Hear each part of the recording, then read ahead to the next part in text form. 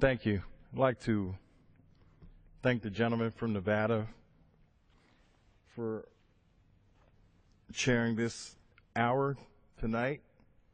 And just as I reflect, Mr. Speaker, on the comment made by those fifth graders, well, I'm glad I'm in tune with them, because you see, through this whole ordeal, I have spoken about people who have narrow agendas, where they're only thinking of themselves and not the totality of the common good in the United States.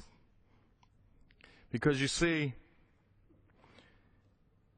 it's disingenuous and hypocritical to one day vote for the shutdown of the government and the next day show up at the World War II Memorial and stand with the veterans saying this is horrendous what has happened. You can't have it both ways. I did not vote for the shutdown of the government, so maybe I should have been there at the World War II Memorial saying the things that my colleagues on the other side of the aisle have been saying as they voted to shut down the memorial.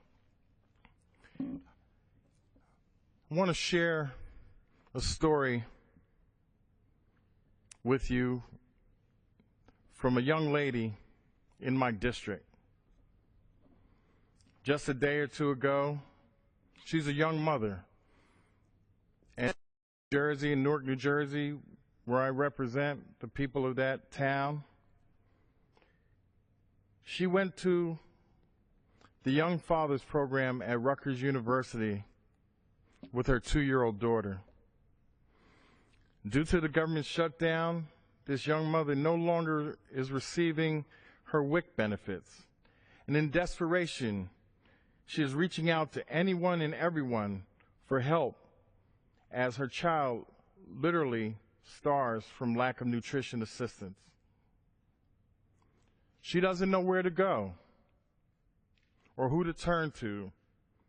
She feels totally alone. She doesn't know how she'll feed her child or how she'll make ends meet. This story breaks my heart, and unfortunately, she is not alone. There are millions of pregnant women and new mothers just like her across the country who don't know how they'll feed their child.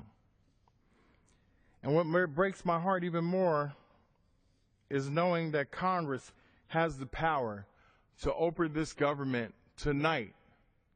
The votes are here, Mr. Speaker.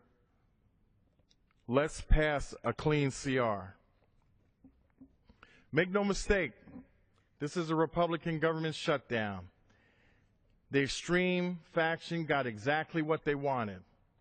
Well, I ask you, did the American people get exactly what they wanted? The people I represent didn't. Families across New Jersey's 10th congressional district who won't get the Hurricane Sandy relief that they were counting on didn't. Veterans who put their lives on the line for this country didn't. Low-income children kicked off a Head Start didn't. 31,000 furloughed federal workers in New Jersey didn't. 9 million women, infants, youngsters that rely on the WIC program certainly didn't.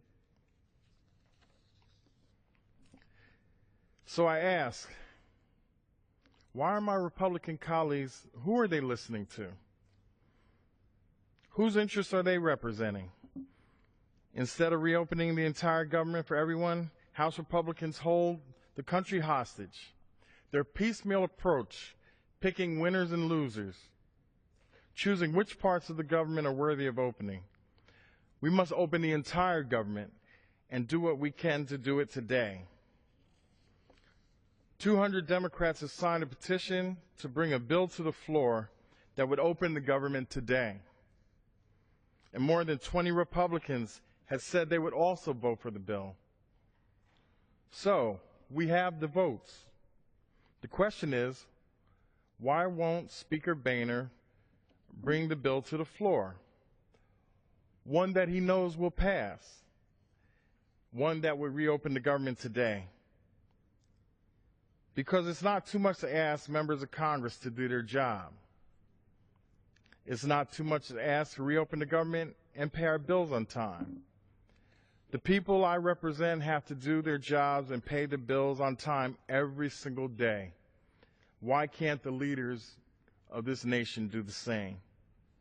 Every day it goes by, the more we drive up the costs for the American people, and the more we threaten the stability of our nation's economy.